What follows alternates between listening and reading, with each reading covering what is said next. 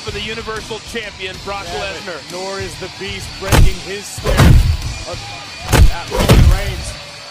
Brock knows he's ready for a fight. Boy, the damage that these two have done.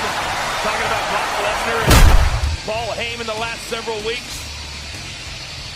They've enjoyed every single second of it. At the Barclays Center. SummerSlam last year, Brock Lesnar defended his title and was successful. Corey, what does Roman need to do tonight to finally beat Brock?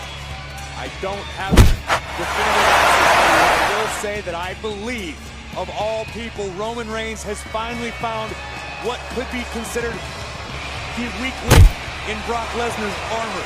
The Beast's Achilles heel, if you will. Roman is in the mind of Brock Lesnar, which is why Brock had to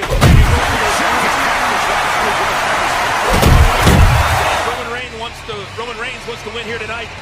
That he already knows that he's going to have to take a beating of a lifetime. But we've seen it before. He's willing to do that.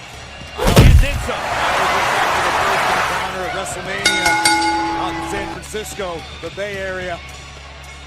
Brock put a beating on Roman like Roman had never experienced. I don't think most